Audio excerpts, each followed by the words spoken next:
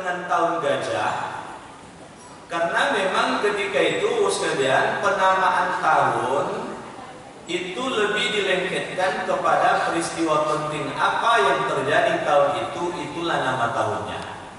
50 hari sebelum kelahiran Nabi Muhammad, peristiwa yang paling penting terjadi di tahun itu adalah peristiwa tentara bergajah dipimpin oleh Abraha yang ingin menghancurkan Ka'bah. Siapa Abraha tersebut? Dia seorang gubernur.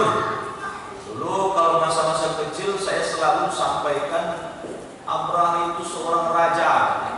Jadi rupanya referensi yang lebih dapat dipertanggungjawabkan mengatakan dia adalah seorang gubernur.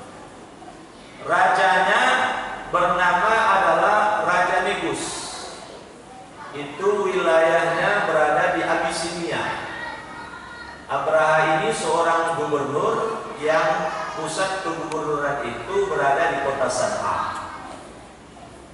Dia seorang gubernur yang sangat ambisius, ingin meramaikan kota San'a dikunjungi oleh banyak orang.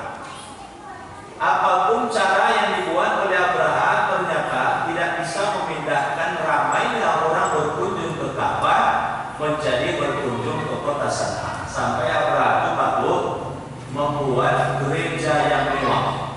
Gereja itu kemudian diberi nama dengan nama Gereja Al-Qulais. Sampai kemudian Abraha itu berkirim surat ke Raja Negus. Wahai Baginda Raja Negus, saya baru saja merampungkan bangunan yang mewah. Sebuah gereja namanya Gereja Al-Qulais. Andaikan tahu oleh orang Jazirah Arab betapa mewahnya Gereja Al-Qulais ini, pastilah mereka akan tinggalkan bangunan tua Ka'bah tersebut. Mereka akan berpindah ke kota San'a ini. Inilah yang membuat orang Jazirah Arab tersinggung Bapak sekalian. Tapi dari semua yang tersinggung tidak ada yang berani, kecuali salah seorang dari suku Kinana bangsa Arab. Berangkatlah orang ini pergi ke kota San'a. Orang-orang lain ketika sampai di kota San'a, mereka melihat keindahan dari Gereja Al-Qulais. Tetapi salah seorang dari suku Kinana ini justru sengaja mencari tempat yang paling dimuliakan oleh Abraha dari bangunan gereja tersebut. Lalu kemudian dia pun buang air besar. Kotoran buang air besarnya itu dilumurinya ke tempat yang dimuliakan oleh Abraha tersebut sebagai pembalasan penghinaan atas surat Abraha ke Raja Negus tersebut. Maka Abraha dari awal sudah berniat ingin menghancurkan Ka'bah, semakin punya alasan untuk menghancurkan Ka'bah. Dia kumpulkan pasukannya Pak Bu, 60.000 pasukan Pak Bu. Siapa yang akan sanggup menghadang 60.000 itu pasukannya? 13, ada yang nyebut 15, 13 gajah-gajah besar sebagai penunggangan bertempur ketika itu. Kalau sekarang ibaratnya Pak Bu, itu mobil tank baja. Kalau dulu kan tidak ada mobil tank baja. Mobil tank bajanya itulah gajah. Belum lagi pasukan berkudanya yang luar biasa banyak. Tidak ada yang sanggup menghadap Bapak sekalian. Jadi begitu perjalanan Abraha tersebut dengan 60.000 pasukan tempurnya, pasukan perangnya, sampai di satu tempat antara Musdalifah dan Mina, 6 km kurang lebih dari Ka'bah tersebut. Tiba-tiba baru seluruh tunggangan baik kuda, unta ataupun gajah itu tak mau melanjutkan perjalanan ke arah Ka'bah. Semuanya duduk, nggak mau berdiri. Dipaksa berdiri berjalan tidak mau. Tapi kalau diarahkan ke utara atau ke selatan atau ke timur mau dia. Tapi karena Abraha ngotot juga agar kemudian melanjutkan perjalanan, padahal sebelumnya Pak Bu, itu kakek Rasul yang bernama Abdul Muttalib sudah mendatangi Abraha, membujuk Abraha agar mengurungkan niatnya menghancurkan Ka'bah dengan tawaran hadiah 100 ekor unta. Seekor unta 70 juta paling murah harganya Pak Bu. Saya sudah tanya di Mekah itu. Beberapa tahun lalu saya tanya di Mekah, berapa harga unta yang paling murah di Mekah? 70 juta Pak Bu. 70 juta kali 100, 7 miliar itu. Sebab kalau cari kekayaan ke Mekah, apa ini bisa dicari? Zaman itu Pak Bu, zaman itu sumur Zam-Zam sudah ditimbun orang. Zaman itu Pak Bu belum ada tambang minyak, tidak ada tambang minyak kan belakang ini saja. Zaman itu Pak Bu di Mekah itu adalah tempat bagi orang yang berbagi, bukan mencari kekayaan. Nah, maka oleh sebab itu Pak Bu tidak ada niat untuk cari kekayaan, sehingga tidak bisa dibujuk Abraha tersebut. Akhirnya ketika dia ngotot juga ingin menggerakkan pasukan tempurnya ke arah Mekah atau ke arah Ka'bah, unta tak mau berdiri, kuda tak mau berdiri, gajah tak mau berdiri. Akhirnya kemudian Allah kirim burung ababil. Maka di burung ababil tersebut diselipkan batu sijil. Burung ababil itu Pak Bu konon cerita itu seperti besarnya burung layang-layang. Nah, coba bayangkan burung layang-layang kan kecil Pak Bu. Setiap di burung ababil tersebut ada 3 batu. 1 di paruhnya, 2 di kakinya. Begitu batu sijil tersebut, batu yang panas membara tersebut dijatuhkan ke arah pasukan Abraha, maka faja'alahum ka'asfin ma'kul. Jadilah pasukan Abraha itu seperti daun yang dimakan oleh ular-ular, tak bersisa sedikit pun, kecuali Abraha selamat Pak. Abraha selamat, tapi dalam perjalanan dia menderita penyakit yang luar biasa mematikan. Dia tak mati Pak Bu, tapi luar biasa macam orang mati. Berangsur-angsur itu membusuk badannya semuanya, tanggal jari-jarinya, seluruhnya tanggal loh sekalian, tanggal dagingnya, sampai berada di kota San'a. Abraha ketika itu diibaratkan seperti anak unggas yang baru ditetaskan atau baru keluar dari telurnya. Jantungnya di luar Pak Bu, berdegup-degup, daging tak ada lagi, sampai di saat mati Abraha tersebut.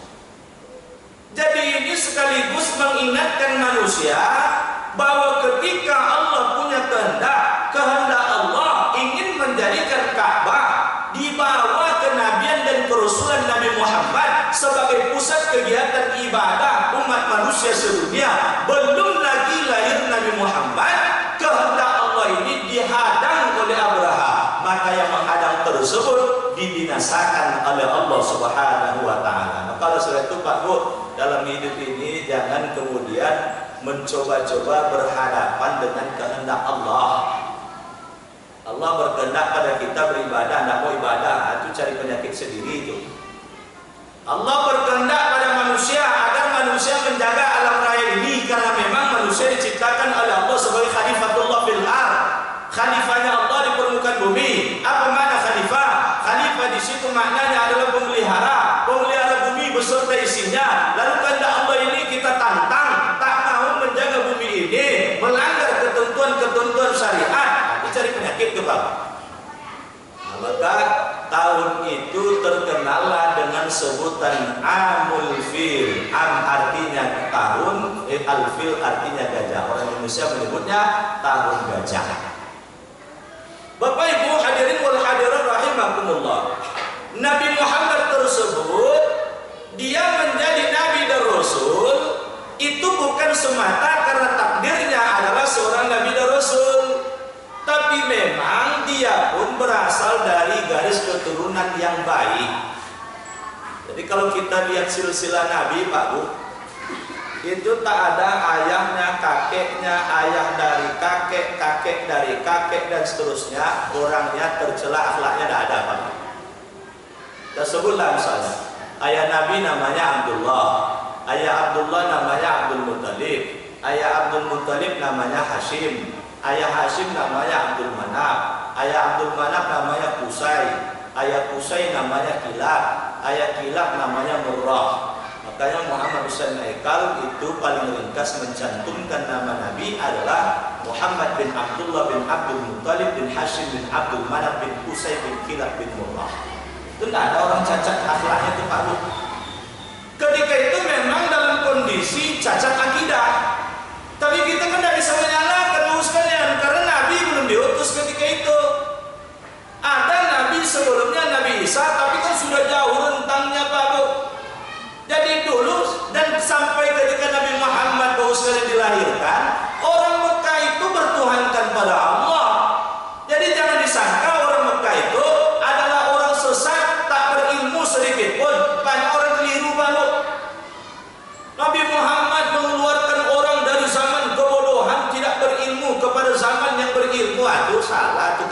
Pak Bu. Orang Arab tuh sudah jauh lebih maju daripada orang-orang lain. Sebelum kelahiran Nabi saja mereka sudah bisa membuat bendungan, namanya Bendungan Ma'arib. Bendungan Ma'arib itu Pak Bu 300 km teralirkan air itu Pak Bu. Nah, coba hitung bendungan PLTA kita. Teralirkan air sampai ke sini. Kan orang dulu lagi kalau dalam urusan ilmu Pak Bu. Cuman Bapak Ibu sekalian, ketika itu dari sisi akidah sudah menyimpang, dari sisi syariat sudah ada kemudian yang bercampur-campur atau sudah berubah. Makanya Nabi Muhammad itu diutus memurnikan akidah, meluruskan syariat, dan menyempurnakan akhlak. Jadi kalau dulu orang bertuhankan kepada Allah tapi pakai perantara, perantaranya adalah berhala, maka dimurnikan oleh Rasulullah. Yang berhalanya dihapuskan, bertuhankan pada Allah, jadi pertahankan. Jadi dulu orang Arab jahiliyah itu Pak Bu kalau udah terdesak mau mati lagi baru nyebut Allah.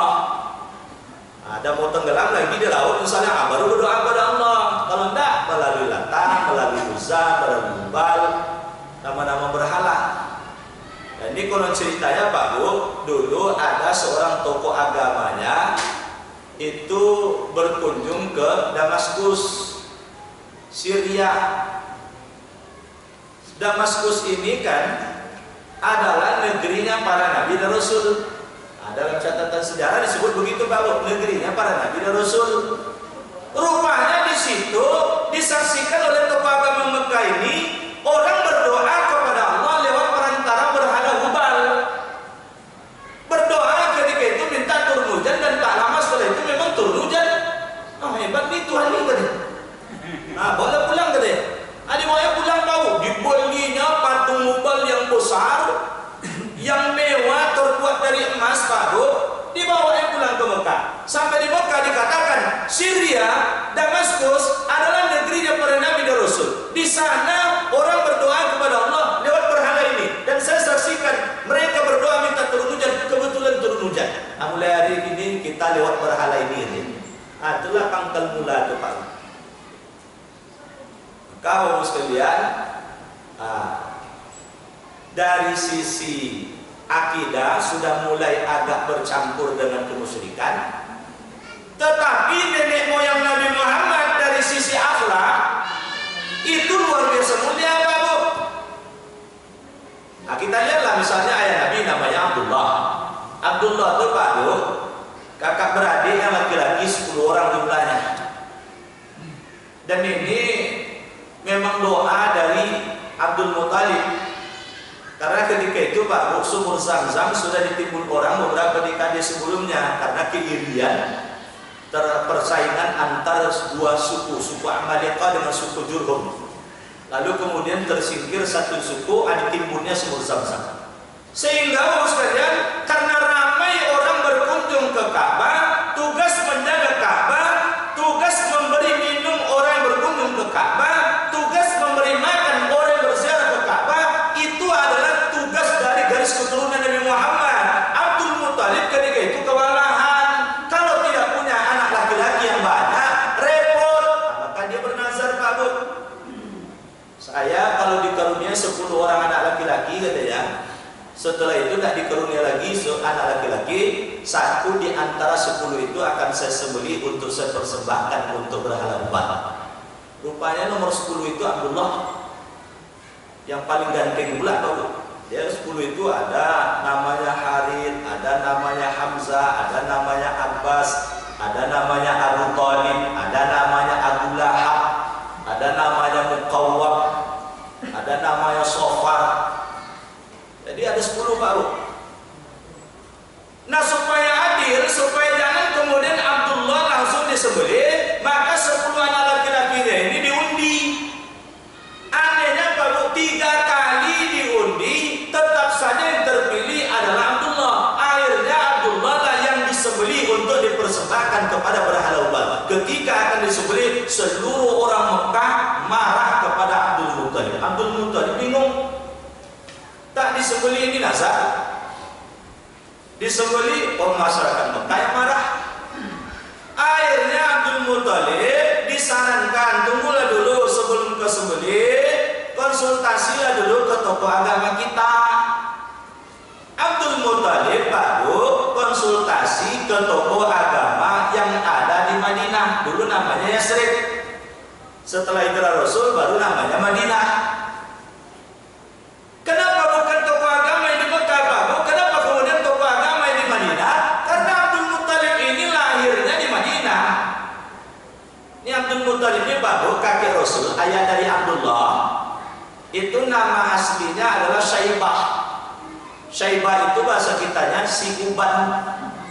Karena dulu ketika lahir itu rambut di kepalanya ada yang berwarna putih, maka ibunya memberi nama Syaibah, si uban. Nah, ini ayah Abdul Muthalib namanya Hashim. Jadi Pak Bu, tadi kan saya bacakan bahwa ayah Nabi Abdullah, ayah Abdullah Abdul Muthalib, ayah Abdul Muthalib Hashim. Hashim ini 4 orang kakak beradik ini Pak Bu, laki-laki. Ada yang bernama Naufal, ada yang bernama Muthalib, ada kemudian yang bernama Abdul Dar. Jadi sekalian Hashim ini julukan, bukan nama aslinya adalah Ammar.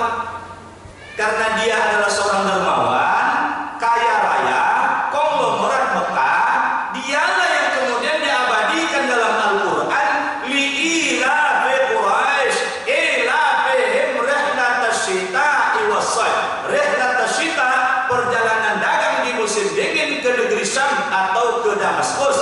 Rihlatasyayf, perjalanan dagang di musim panas ke negeri Yaman.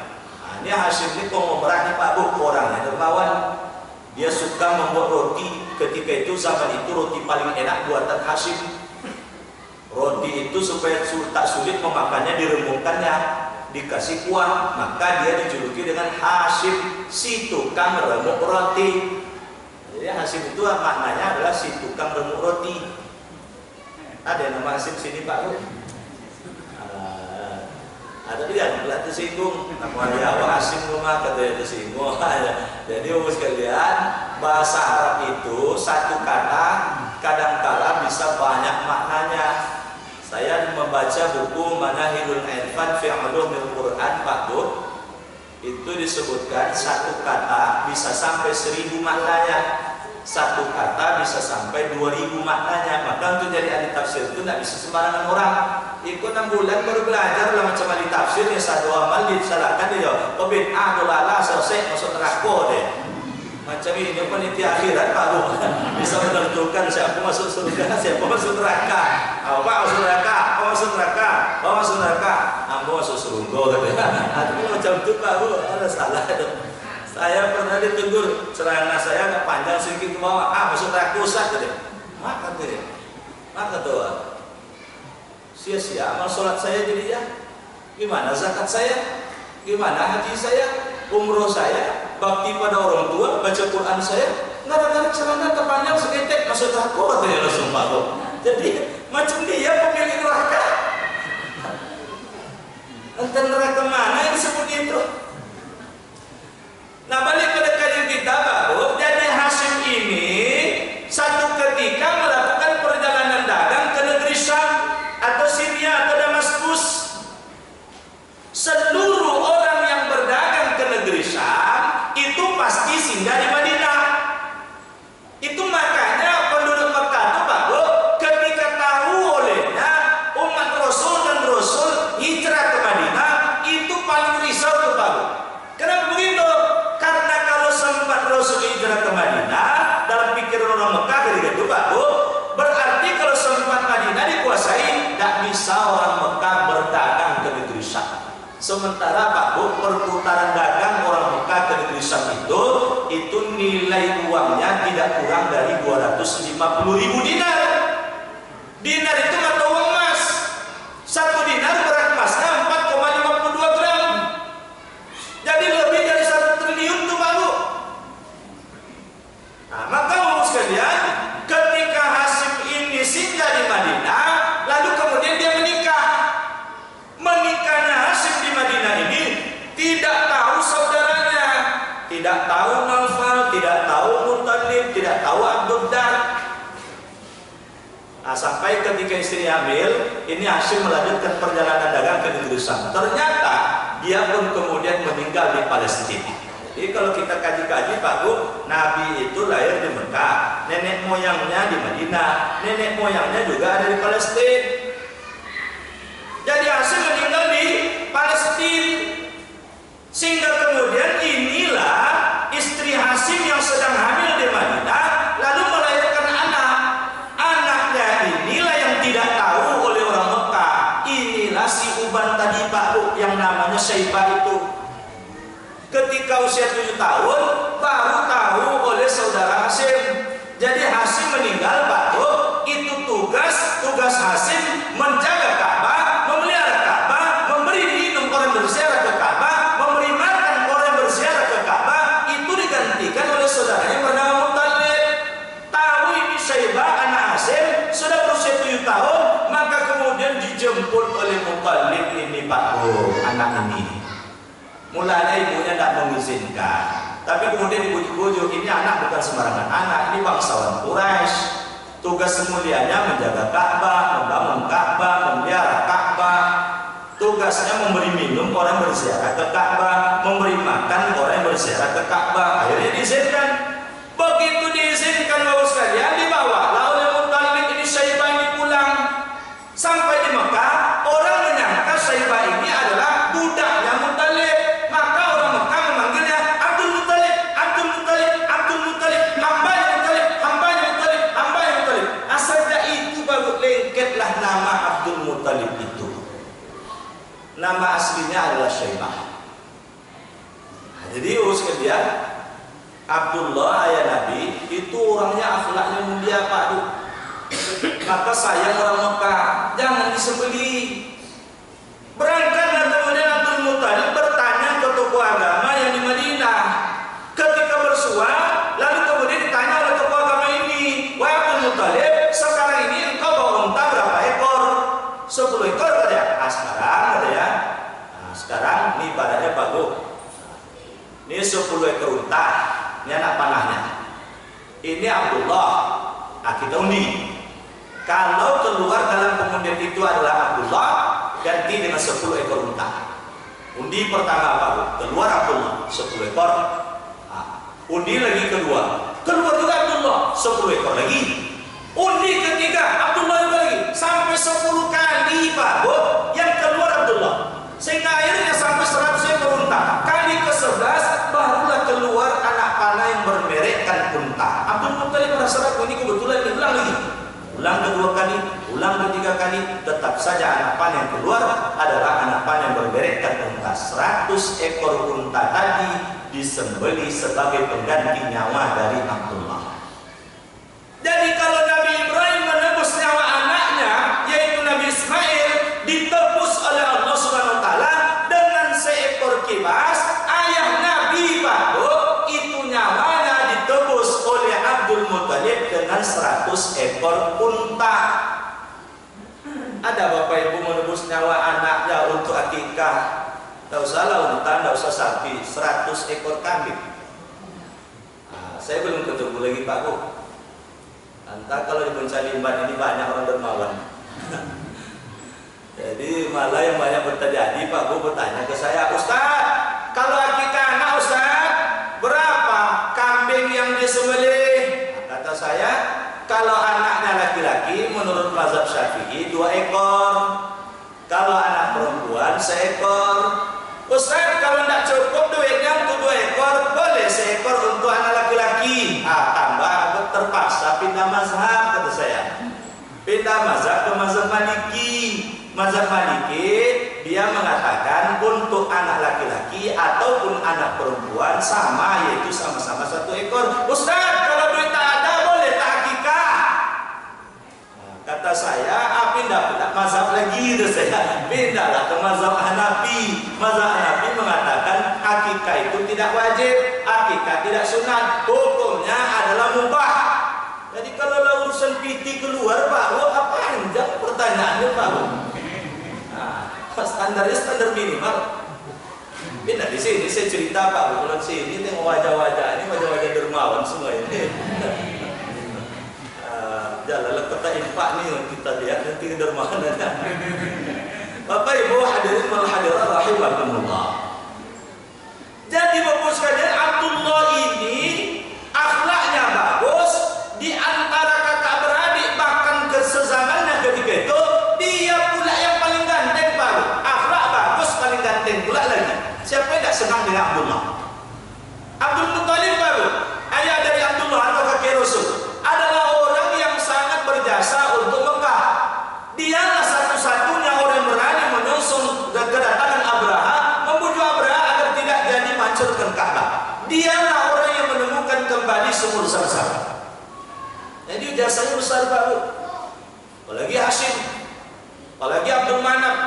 Yang Abdul Manaf ini Pak Bu, ayah dari Hashim, 3 orang kakak beradik laki-laki ini. Ada yang bernama Abdul Uzza, ada yang bernama Abdul Syam, ada kemudian bernama Abdul Manaf. Abdul Manaf ini ke bawah Hashim. Hashim ini punya anak Abdul Muttalib. Abdul Muttalib ini punya anak Abdullah. Abdullah punya anak Nabi Muhammad. Kalau Abdul Uzza Pak Bu, saudara dari Abdul Manaf. Abdul Uzza ini punya anak laki-laki bernama Asad. Asad ini punya anak laki-laki bernama Khuwailid. Khuwailid ini punya anak laki-laki bernama Awam. Yang perempuannya bernama Khadijah. Inilah Khadijah binti Khuwailid bin Asad bin Abdul Uzza bin Qusay bin Kilab bin Murrah, istri Rasul. Jadi kalau dilihat silsilah ketemu semua Pak Bu. Yang menentang dakwah Nabi keluarga Nabi, yang mendukung dakwah Nabi keluarga Nabi juga rupanya. Nah, jadi rupanya sangat berat Pak Bu. Kalau sempat penentang dakwah dari keluarga sendiri, aduh susah berat perjuangannya. Coba lihat Nabi Nuh. Siapa menentang dakwahnya? Istri dan anaknya. Coba lihat misalnya Nabi Lut. Nabi Lut itu istrinya penentang dakwahnya. Dia tak bisa hidup sederhana, jadi mata-mata dari kaum Sodom. Nah, kaum Sodom berbisik ke istrinya, kamu ingin duit banyak. Nah, pokoknya kalau ada laki-laki ganteng bertamu ke suami ke rumahmu, bertemu dengan suami, kasih tahu kami ada. Nah, itu bisa kaum Sodom tuh Pak. Tertarik kepada laki-laki daripada perempuan, laki-laki tertarik kepada laki-laki. Negerinya negeri Sodom, makanya perangai seperti itu disebut dengan sodomi, karena negeri Sodom. Nah, Nabi Lut ini Pak Bu, dia kongsi dagang nih, ini pengusaha sukses dengan Nabi Ibrahim. Mulanya di satu wilayah mereka menguasai, dagang mereka menguasai, kebun mereka menguasai, ternak mereka menguasai. Akhirnya pada iri orang. Akhirnya Nabi Lut mengatakan ya Ibrahim katanya, kita berpisahlah, mati ekonomi orang dibuatnya ini, kita menguasai semuanya. Akhirnya disitulah Nabi Lut berpindah ke negeri Sodom. Rupanya dengan di sana hidup sederhana. Istrinya sebelumnya hidup dalam kondisi kaya, akhirnya tidak kuat jadi mata-mata dari kaum Sodom. Tapi coba lihat Pak, ketika kemudian dakwah tersebut didukung oleh keluarga, insya Allah sukses Pak Bu. Nabi Muhammad memang ada penentang dakwah dari bagian keluarganya. Abu Lahab itu paman Rasul, Abu Sufyan itu juga bagian dari keluarga Rasul. Tapi keluarga inti Rasul pendukung dakwah Rasul. Siapa mereka itu? Istri Rasul bernama Khadijah. Lalu kemudian istri-istri Rasul yang lainnya. Lalu kemudian sepupu Rasul Ali. Lalu kemudian paman Rasul walaupun tidak beragama Islam Abu Thalib, tapi kemudian dia menjadi pendukung dakwah Rasul. Maka keberhasilan Rasul pun sangat luar biasa sukses. Sama seperti misalnya Nabi Ibrahim juga sukses. Kenapa begitu? Karena dia didukung oleh istrinya, didukung oleh anak-anaknya.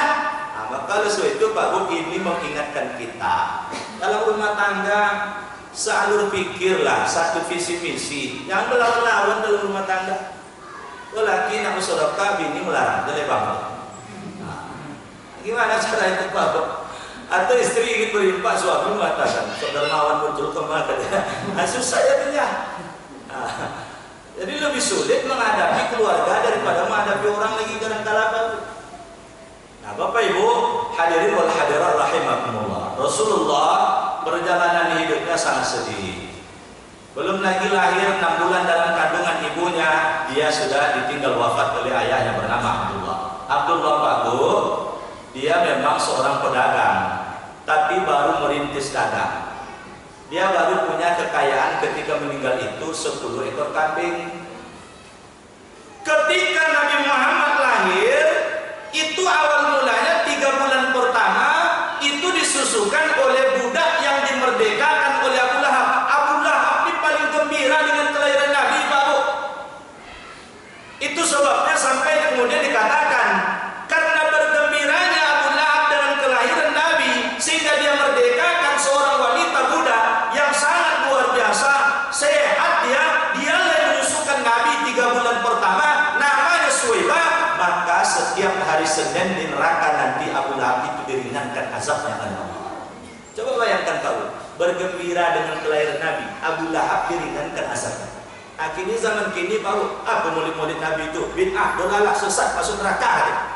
Abu Lahab saja bergembira dengan kelahiran Nabi dapat keringanan azab. Kita Nabi Muhammad masa tidak bergembira dengan kelahiran Nabi? Parah pula dari Abu Lahab begitu baru. Maka maulid Nabi ini kan dalam rangka bergembira mengenang kelahiran Nabi Muhammad. Kalau tidak lahir Nabi Pak Bu, kita macam apa zaman sekarang ini? Dunia ini berutang besar dengan kelahiran Nabi Muhammad. Ibu-ibu apalagi? Abad ke-18 saja di Inggris, abad ke-18 Bapak di Inggris, yang ketika itu Inggris kan belum beragama Islam. Kalaupun ada hanya beberapa orang saja, tapi yang tidak beragama Islamnya sangat kolot Pak di Inggris itu. Begitu kolotnya, masih ada seminar di Inggris itu abad ke-18. Judul seminar itu adalah wanita itu jenis makhluk apa? Tidak dianggap manusia ibu-ibu zaman itu. Untung Islam datang. Kalau tidak ada macam apa? Sebelum kelahiran Nabi Muhammad, sebelum dan adanya kemudian agama Islam yang dibawa oleh Nabi Muhammad, wanita itu dipandang oleh Arab, bangsa Arab memandang wanita adalah harta kewarisan. Oleh Nabi Pak berubah dari posisi harta kewarisan menjadi ahli waris. Kan enak tuh. Dulu baru kalau meninggal di wanita ditinggal apa oleh suaminya. Ini siapa mewariskan dari keluarga suami? Ayah suami boleh. Nah, atau tidak ada ayah suami misalnya, saudara suami boleh. Kalau tidak ada saudara misalnya dijual jadi budak boleh. Itu makanya Umar bin Khattab sebelum dia beragama Islam dia dapat anak perempuan dikuburnya itu. Ini jadi aib nanti deh. Maka bergembira Abu Lahab dengan kelahiran Nabi. Dimerdekakannya seorang budak bernama Suwaibah. Inilah 3 bulan awal Nabi disusukan oleh Suwaibah. Kebiasaan anak bangsawan Mekah. Nabi itu kan anak bangsawan Pak, bangsawan Quraisy. Cuman kebetulan harta kewarisan ayahnya tak banyak. Kebiasaan anak bangsawan Quraisy itu disusukan oleh wanita-wanita dari Bani Sa'ad. Situasi ketika itu Pak Bu, di kampung Bani Sa'ad itu dalam masa kemarau panjang, gagal panen, orang kelaparan, makanya Halimah Pak Bu, namanya Halimah. Halimah ini karena wanita dari Bani Sa'ad, dia dijuluki dengan As-Sa'diyah. Orang Indonesia suka menggabung kata Halimah dengan kata As-Sa'diyah, maka orang Indonesia menyebutnya Halimatus Sa'diyah. Halimah seorang wanita dari Bani Sa'ad, kan itu artinya. Jadi nama aslinya Halimah. Ini Halimah Pak Bu berangkat ke Mekah dengan suaminya. Halimah mengendarai keledai betina. Keledai itu jenis hewan lebih besar dari kambing, lebih kecil dari kuda. Keledainya dalam kondisi kelaparan. Dia betina Pak Bu, masa kondisinya ketika itu mestinya air susunya ada. Tapi keledai itu karena lapar, air susunya tidak ada. Nah, lalu kemudian Halimah menggendong bayinya, dia sendiri kelaparan, bayinya kehausan. Nak disusukan bayi tadi, tidak bisa, air susunya tidak keluar. Dia ambil air susu dari keledai, air susunya tidak keluar. Suami Halimah, dia mengendarai unta yang sudah tua, walaupun betina, mestinya air susunya ada. Tapi karena lapar, tidak juga ada air susunya. Ini berangkat ke susu sampai di Mekah. Kira-kira kalau begini Pak Bu, mau tidak dia bawa anak yatim nih? Nabi Muhammad anak yatim, keluarga miskin. Kenapa begitu Pak? 10 ekor kambing itu Pak Bu. Karena ini anak-anak bangsawan Mekah kalau disusukan dan dibesarkan oleh wanita dari Bani Sa'ad itu kebiasaannya 6 tahun. Modalnya 10 ekor kambing, mana cukup?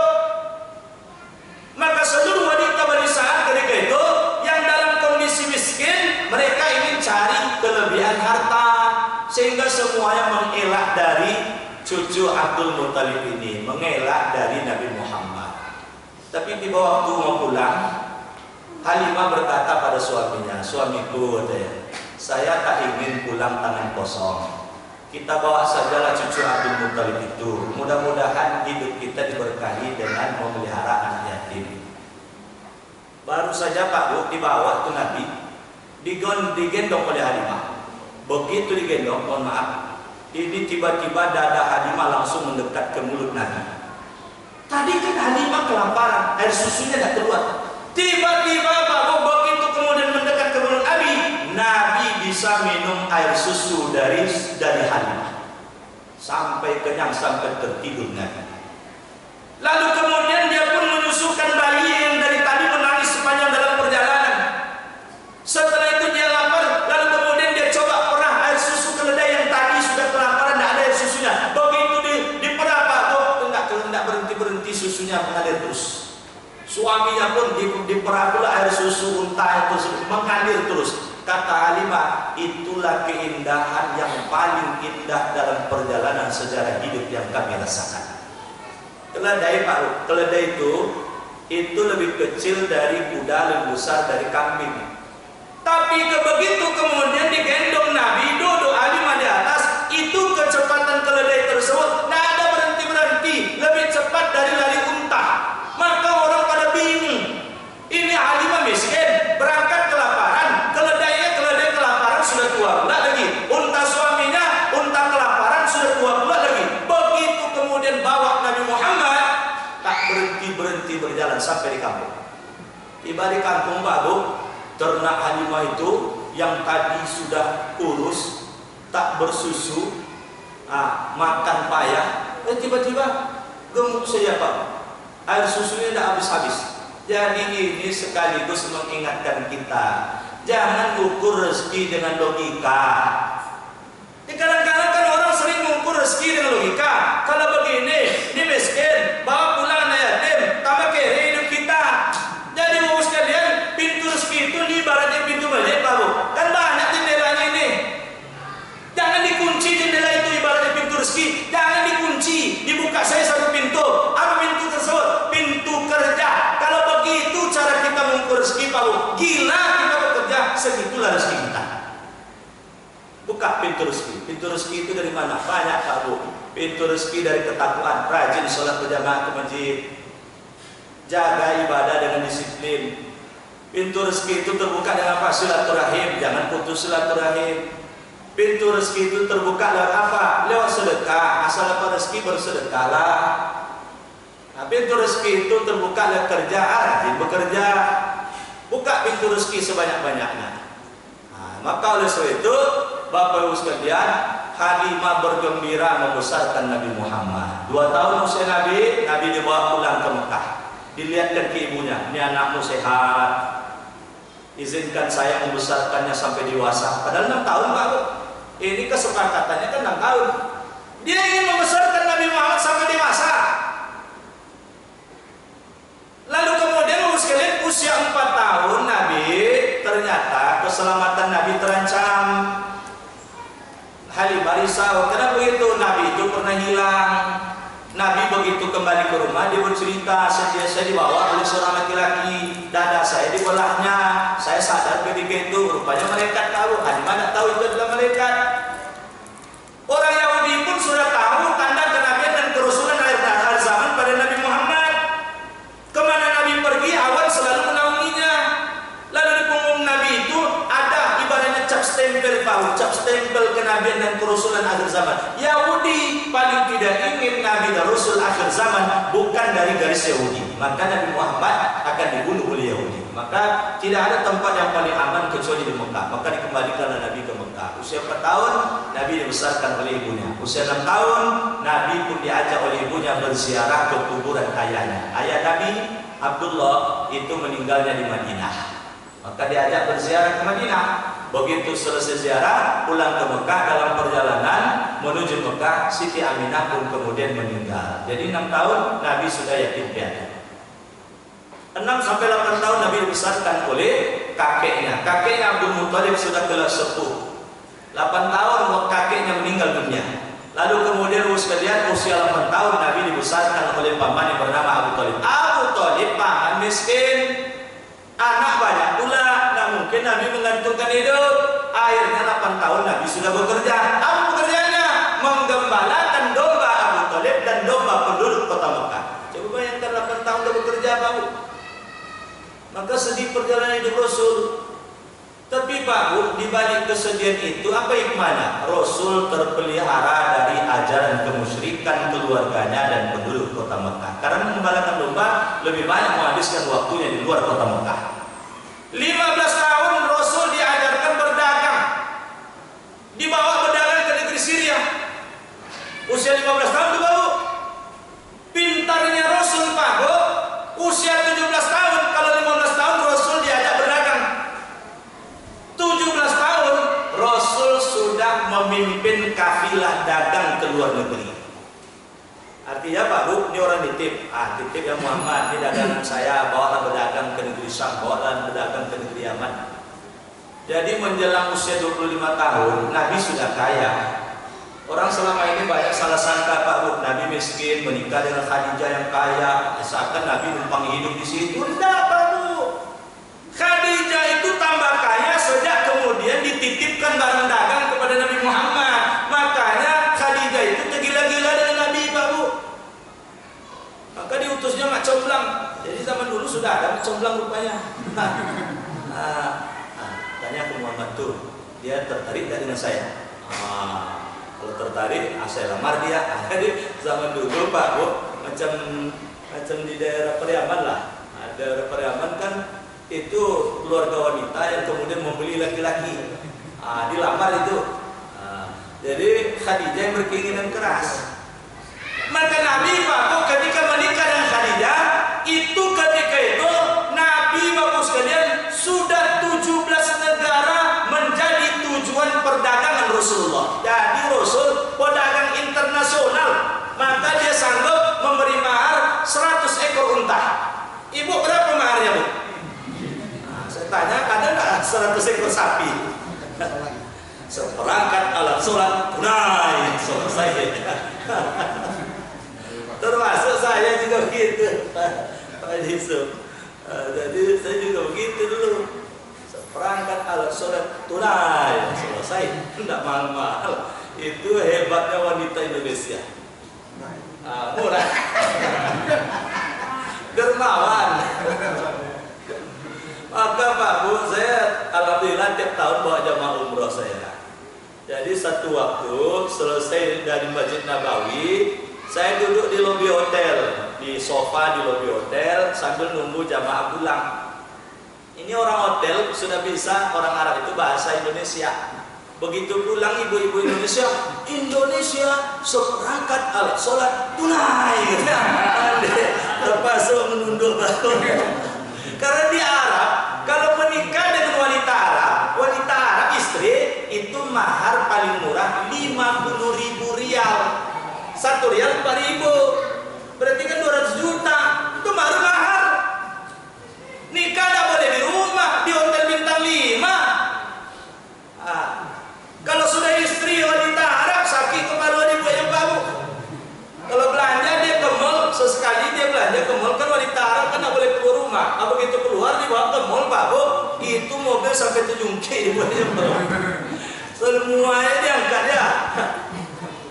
Itu saya kan banyak kenal itu di Arab itu sopir-sopir orang Indonesia. Jadi banyak cerita ya Pak Bu.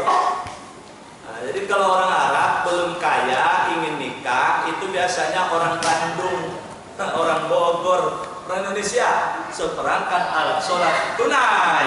Selesai. Jadi bagus sekali. Jadi ibu-ibu jangan pulang nanti tunggu di rumah suaminya sih. Ada nggak ya Bang? Dulu seperangkat alat sholat tunai gitu ya. Tambah gitu ya. Jadi kalau mahar itu ketika akad nikah tidak boleh tambah setelah akad nikah lagi. Jadi balik pada kajian kita, Bapak Ibu hadirin wal hadirat rahimakumullah. Maka Rasul itu menjadi pedagang sukses. Ketika menjelang usia 40 tahun, itu Rasul dan Khadijah sudah menjadi satu di antara 5 orang terkaya di kota Mekah. Jadi Pak Bu,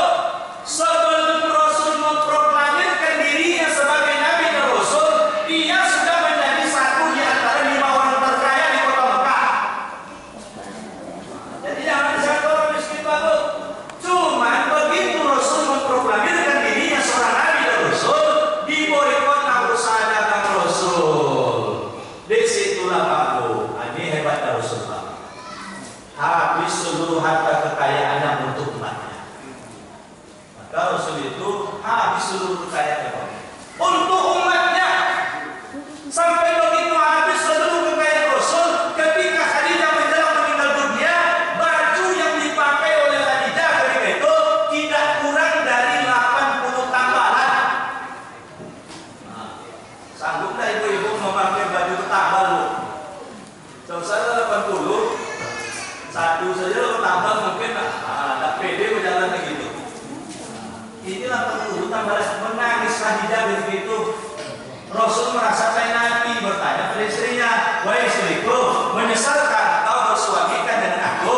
Kata Khadijah, saya tidak menyesal, bukan ini yang saya sedihkan. Yang saya sedihkan, ajalku akan tiba, perjuangan dakwah kita masih panjang, perjuangan dakwah kita masih panjang, kekayaan kita sudah habis.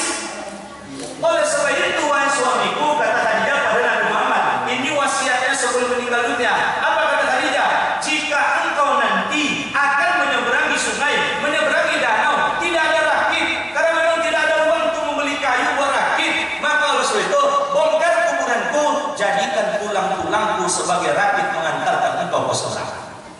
Begitu Khadijah itu.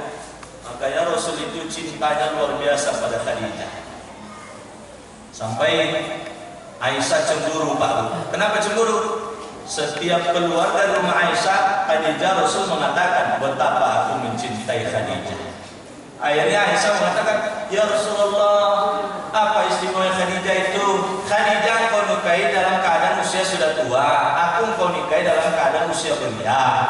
Khadijah kau nikahi dalam keadaan janda, aku kau nikahi dalam keadaan perawan. Apa istimewa Khadijah? Dijawab Rasul Pak. Rasul tak marah, tapi dia jawab menggugah hati Aisyah. Aisyah, engkau sekarang sudah banyak, umat Islam sudah banyak, kekayaan umat Islam sudah banyak. Khadijah adalah orang yang pertama beriman dengan agama yang dibawa ketika orang lain masih ragu tentang agama ini. Khadijah adalah orang yang pertama kali rela mengorbankan seluruh harta kekayaannya ketika orang lain masih ragu menyisihkan sebagian kecil harta kekayaannya. Barulah tahu Aisyah, oh memang istimewa Khadijah ini. Bapak Ibu sekalian, maka Rasul itu memang rela berkorban seluruhnya untuk umat. Ketika hijrah ke Madinah, Bapak Ibu bayangkan saja, hijrah ke Madinah Pak Bu, izin perang sudah dibolehkan, mempertahankan diri, ketentuan aturan main diatur oleh Allah. Setiap menang perang, 1/5 harta rampasan perang adalah milik Rasul. Menang perang Badar Pak Bu, itu jatah Rasul kalau dikurskan ke rupiah tidak kurang dari 40 miliar. Apa yakin kita Pak Bu, sampai lapar Rasul itu sering 3 hari tak makan mengenyangkan. Jadi ibu-ibu jangan bayangkan enak jadi istri Rasul. Itu harta lewat saja Pak Bu, 40 miliar paling lama 3 hari habis disedekahkan, tidak bersisa. Ibu punya suami kaya, duit banyak, tapi disedekah terus. Sehari bisa sampai 250.000 dirham sedekahnya. Bayangkan itu Pak Bu, 60.000 saya 1 dirham misalnya, kali 250.000, berapa sehari miliarnya Rasul bersedekah? Nah, ada yang melawan itu Pak Bu. Maka Utsman bin Affan, sahabat yang paling dermawan, sedermawan-dermawannya kami, tidak akan pernah menandingi kedermawanan Rasulullah. Jadi Rasul Pak Bu rela berhabis-habis, bukan sekedar harta, bahkan nyawa pun dipertaruhkan demi cintanya kepada umatnya. Maka ketika Rasul bertanya pada Umar bin Khattab, ya Umar, sebesar apa cintamu kepadaku? Umar menjawab, besarnya cintaku kepadamu sebesar cintaku kepada diriku dan keluargaku. Kata Rasul, kalau begitu engkau belum mencintai aku. Kenapa begitu? Karena tadi Pak Bu, rela Rasul berlapar, yang penting umatnya kenyang. Ini Rasul sudah 3 hari nak makan. Kita cerita ini sudah populer ya Pak Bu. Ada makanan. Ini hebatnya Rasul Pak Bu. Kalau ada makanan enak, dia tidak mau makan enak, istrinya makan tak enak. Kalau suami zaman kini, tapi tidak di sini Pak Bu, saya ceritakan. Tempat lain saya ceritakan. Dia nak makan dengan kawannya, gulai baung, gulai udang. Begitu enak makan. Sampai di rumah, pulang disambut pula oleh istrinya solehani, cium tangan pula istrinya, dicium tangan. Gulai baung. Bini di rumah makan tripol, tri main bola, tri kacang.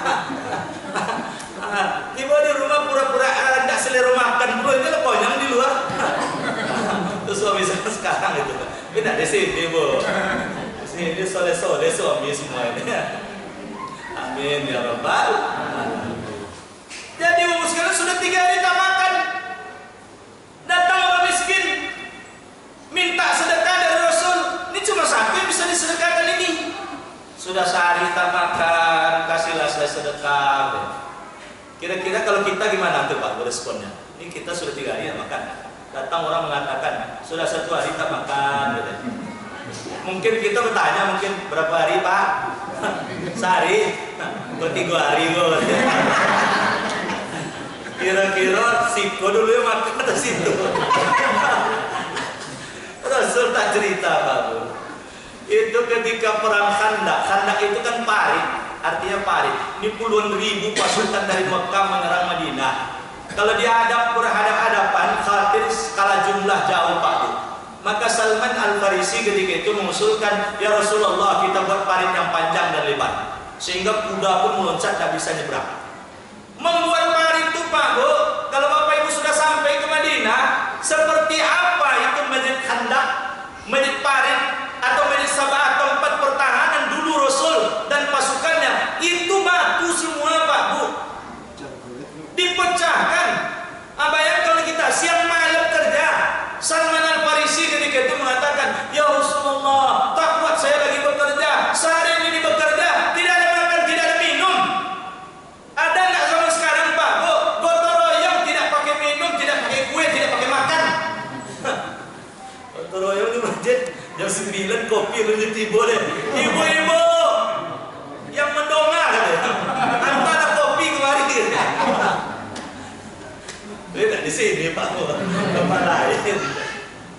Jadi umusir lihat, kata Rasul, wahai Salman kemari kau dipeluk oleh Rasulullah untuk ngasih semangat. Begitu dipeluk, tersikutlah oleh Salman kepada Rasul. Detak bunyi rasanya tidak bunyi tulang. Rasulullah lalu kemudian Salman mengatakan, ya Rasulullah, izinkan saya melihat perutmu ya Rasul. Rasul tidak mau. Tapi kalau Salman izinkan ya Rasul, saya tidak tenang hidup kalau belum melihat perut engkau ya Rasul. Ada apa di perut engkau ini? Akhirnya diizinkan Rasul. Begitu diizinkan, rupanya Rasul ketika itu sudah kurus, sering tak makan kenyang 3 hari. Lalu kemudian supaya tak nampak Rasul itu kurus, ini di kiri kanan rusuknya itu disekar dengan batu, lalu dililit dengan kain. Supaya tak kelihatan, karena kalau orang lagi lapar, kalau bawaannya kan bungkuk, supaya tegak terus, hadis setai. Akhirnya menangis sahabat Pak Bu. Salman mengatakan sehari tak makan. Ini Rasul sering 3 hari tak makan. Ada sahabat mengatakan, dibisik saya Rasul, Hasan, awak makan kok. Tapi apa kurangnya? Jadi karena hanya ada seekor kambing. Seekor kambing Pak Bu, orang lagi lapar diarah Pak Bu, itu untuk 8 orang cuman. Orang Arab itu pemakan daging Pak Bu. Seekor kambing bisa habis 2 orang Pak Bu. Tidak perlu ramai-ramai. Maka perlu diteliti juga itu apa bedanya kambing Arab dengan kambing Indonesia. Kambing Arab seekor 2 orang makannya tidak nanduk ke tensi. Kambing Indonesia sekilo makan sekeluarga nanduk dulu ke tensi. Kata orang Pak Bu, ini cerita saja.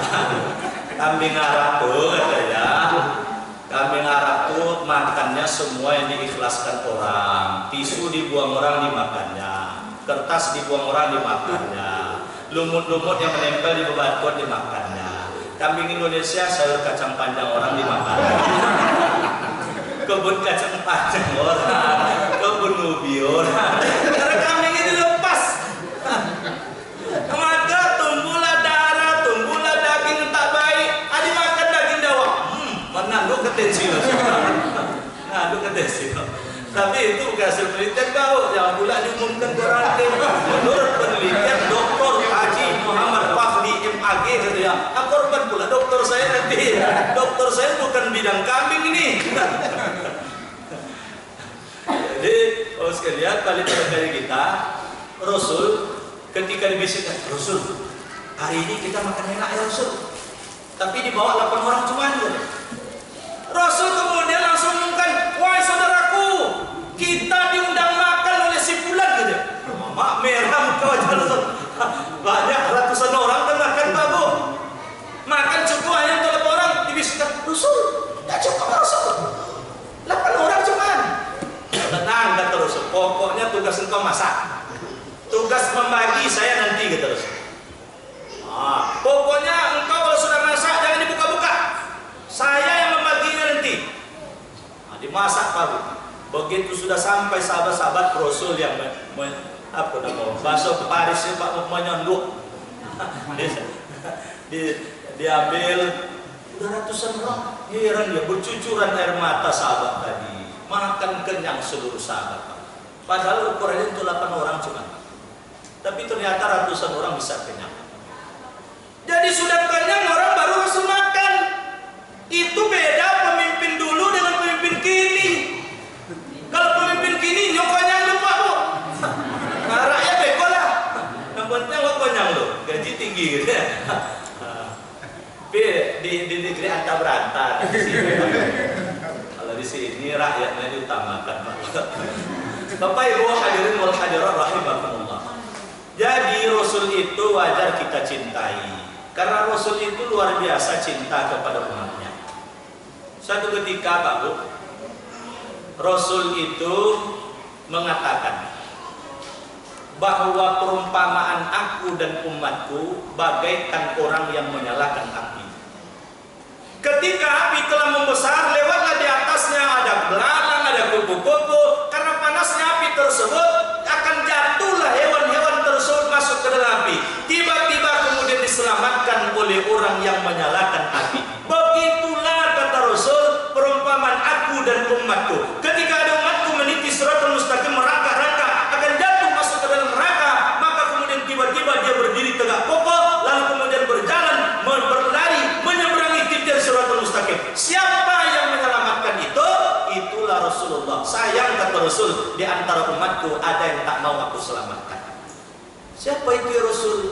Kata Rasul, itulah umatku yang setiap disebut namaku dia tidak bersolawat kepada aku.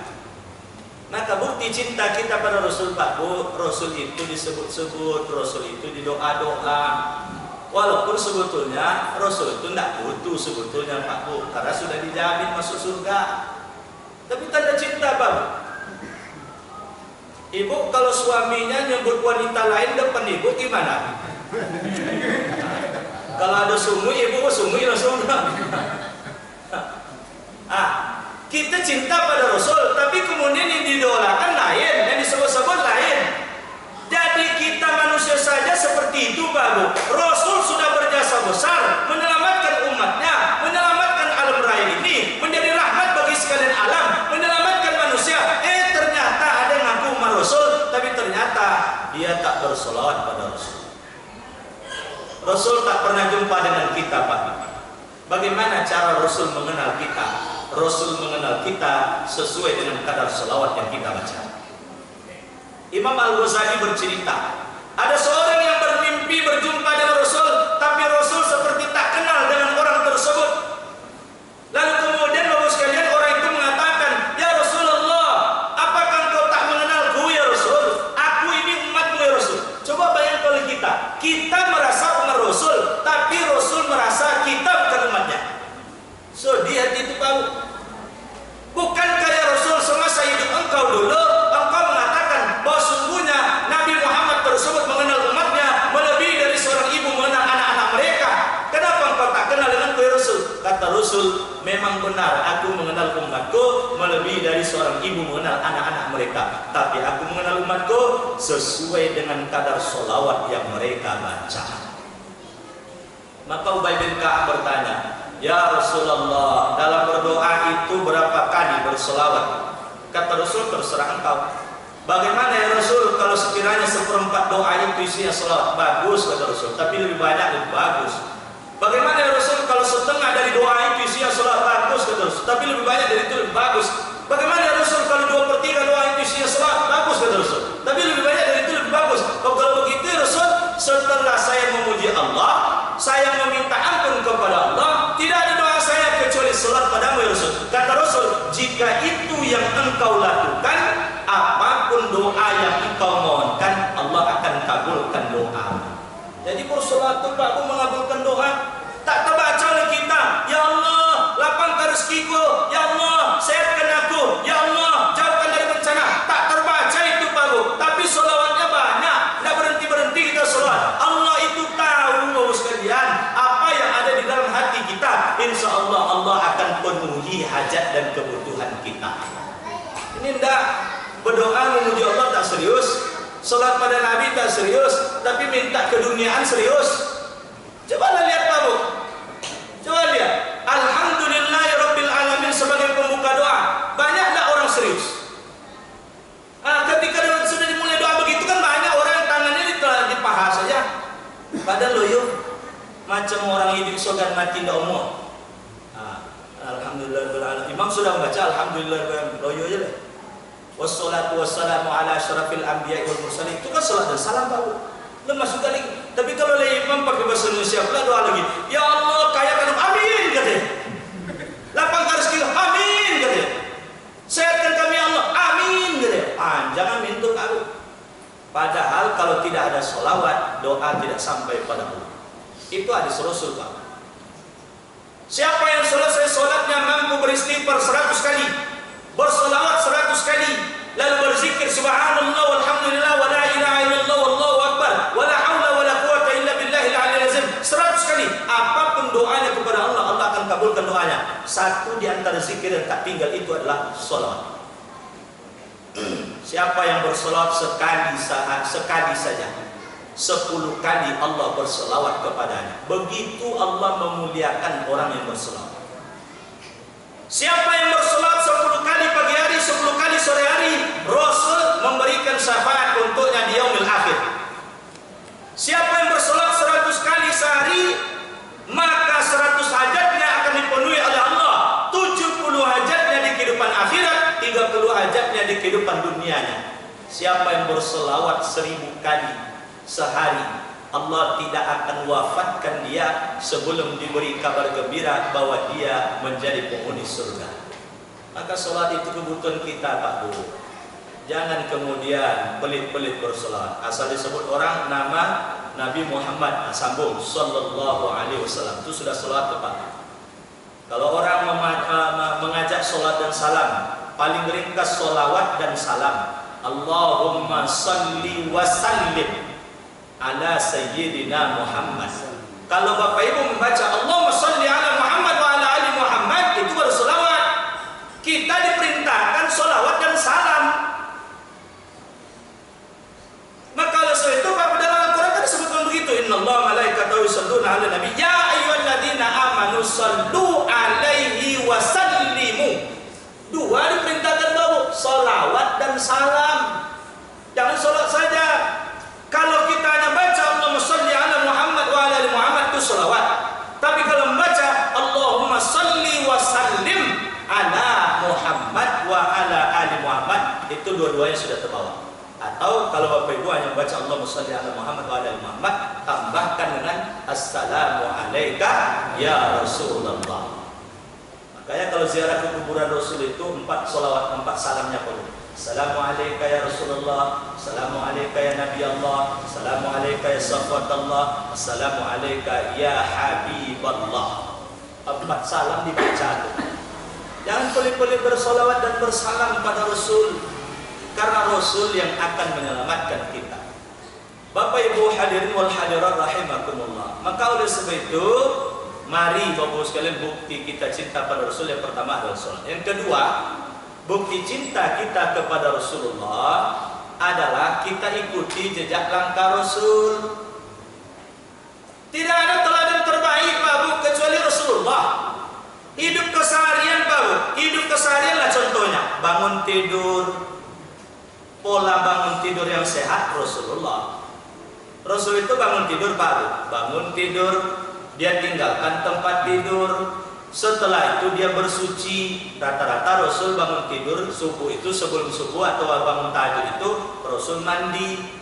Itu makanya ada riwayat menyebutkan mandi sebelum tahajud atau kalau ibaratnya sebelum subuh itu adalah obat awet muda.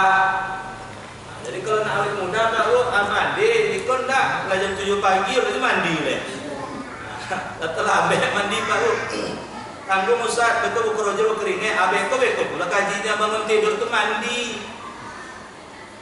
Ya, kata orang udah mati Ustaz, yang mandi tak sehat tuh Pak Bu sebelum jam 12 malam. Tapi kalau sudah sepertiga akhir malam itu mandi yang sehat. Mandi sehat Pak Bu, sehat untuk jantung. Sehat untuk jantung Pak Bu. Nggak usah pakai air panas.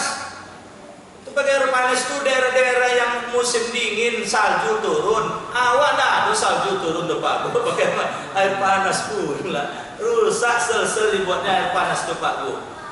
Ini pakai air dingin saja. Kecuali kalau ada penyakit bawaan, itu tidak dapat diakal loh Pak Bu. Nanti salah pula saya pula disalahkan. Ustaz, awak wajibon mandi pakai air dingin.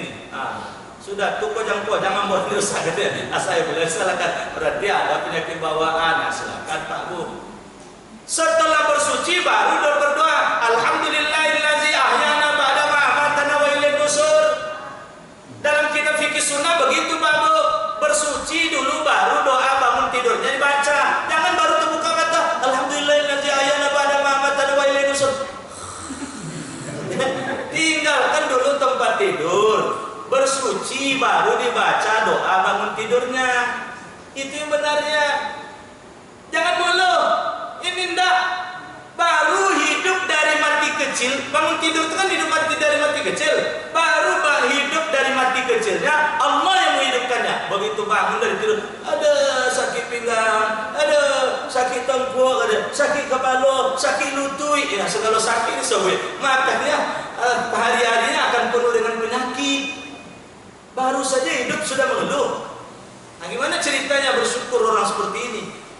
Maka Bapak Ibu sekalian, bangun tidur. Lalu kemudian aktivitas keseharian, makan, minum misalnya. Ini Bapak Ibu kan sudah minum nih. Pakai tangan kanan atau tangan kiri tadi? Alhamdulillah kalau tangan kanan. Kalau tangan kiri, Rasul sudah katakan yang makan pakai tangan kanan dan tangan kiri itu adalah makannya setan. Ketika minum Pak Bu, itu minumnya dalam keadaan duduk, menggunakan tangan kanan, membaca bismillah, minumnya 3 teguk. Ini mentang-mentang di kebun, sebotol itu atau enggak pula pakai kiri. Kata ya, habis sudah Pak Bu. Tengoknya kiri, tengok kanan, tengok depan, ada orang dulu. Ada yang pakai jerigen, makan macam keran. Apa nak rusak usus dibuatnya? Manusia makan dan minumnya dalam keadaan duduk. Makhluk yang paling enak dan nyaman makan dan minum berdiri adalah yang berkaki 4. Kita tak berkaki 4 Pak Bu. Jangan kalah pula kerbau oleh kita nanti. Kerbau itu disuruh duduk makan tak mau dia Pak Bu. Karena memang kodratnya itu makan paling enak baginya dalam keadaan berdiri. Ususnya itu berbeda dengan kita. Ketika kita makan Pak Bu, apalagi kemudian makan bersama, misalnya menghadiri pesta atau mendoa, itu Rasul ajarkan ambil yang di depan kita. Boleh ambil yang jauh dari kita, itu yang buah-buahan.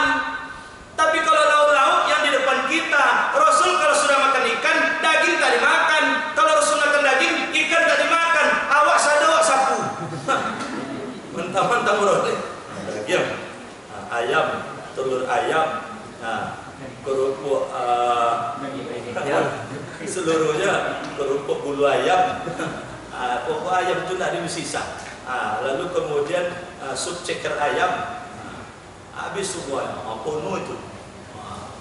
Makan bersama Pak Bu, Rasul ajarkan kecilkan suapnya, lamakan kunyahnya. Itu diajarkan Rasul Pak Bu.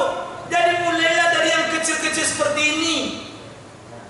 Baru kemudian dalam kehidupan keseharian, apa yang ingin dicontoh? Tidak ada teladan terbaik kecuali Rasul Pak Bu. Bapak ingin jadi suami terbaik, Rasul contohnya. Rasul itu suami yang paling penyabar. Maka Rasul nasihati agar menjadi suami yang sabar menghadapi istri dan keluarganya. Ibu jangan pula nanti ditunggu suami depan pintu. Lihat dengar kaji Ustaz tadi dia bangun. Suami terbaik, pandai pula membumbui. Suami yang terbaik adalah suami yang paling penyabar menghadapi perangai istrinya. Mulai hari ini sabar-sabar abang menghadapi perangai saya ya.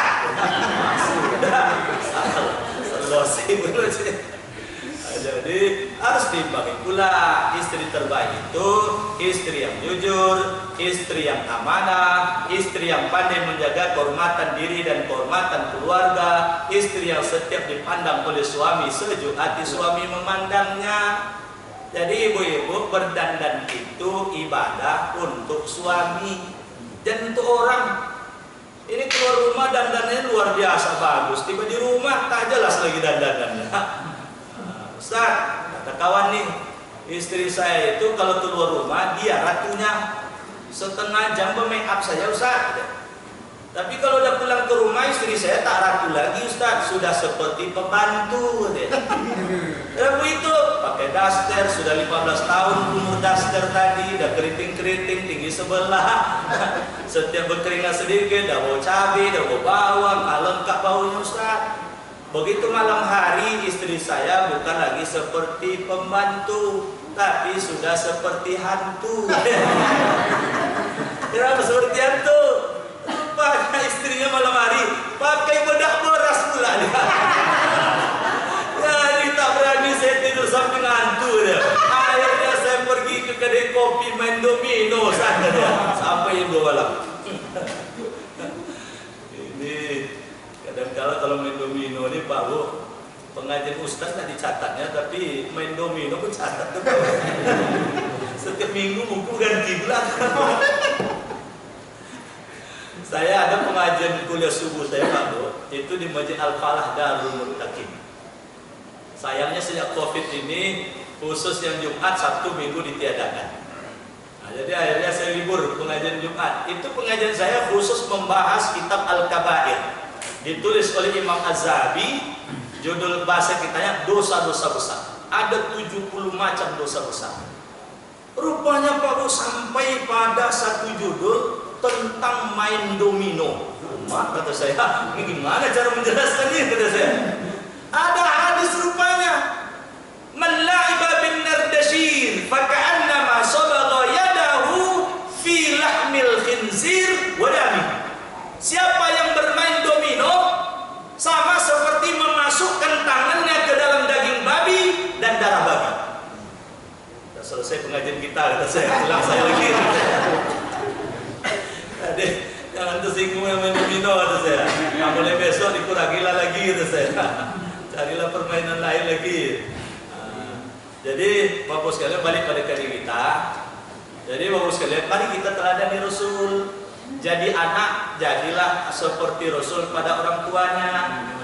Memang Rasul Pak Bu tak sempat berbakti pada ayahnya karena ayahnya meninggal 6 bulan dalam kandungan Rasul ketika itu. Tidak sempat berbakti kepada ibunya karena ibunya meninggal ketika Rasul berusia 6 tahun.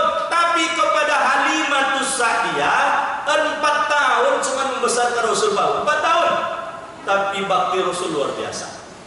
Jadi begitu selesai perang Bapak sekalian, perang Tabuk, ada yang menyebut perang Hunain, maka Rasul meminta agar Halimah dijemput, bertemu di Ji'ronah.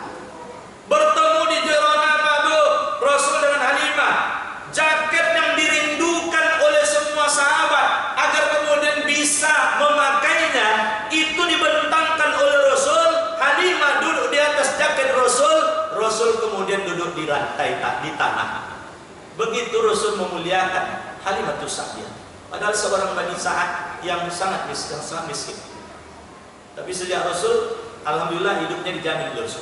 Begitu pulang Halimah Pak Bu, hadiah yang diberi oleh Rasul ketika itu berapa? 20 ekor unta. 20 ekor unta Pak Bu. Seekor 70 juta.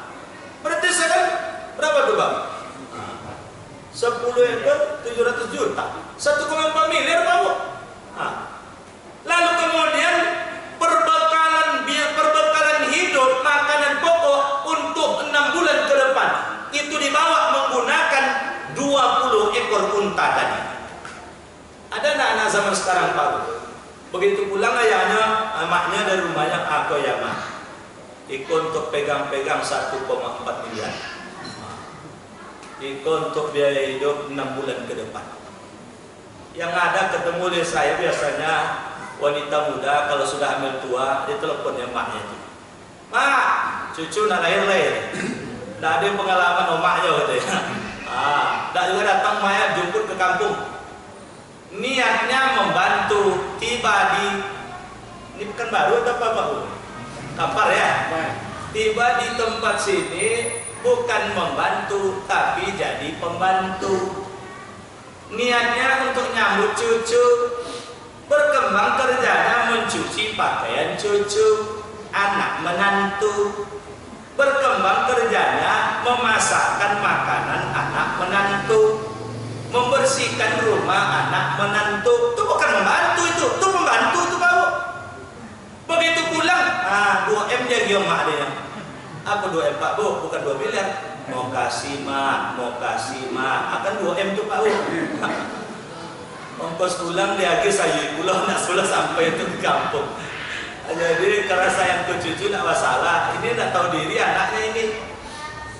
Jadi sekalian balik pada kayak kita, contohlah Rasul. Dalam segi apapun Pak Bu, Rasul itu teladan terbaik.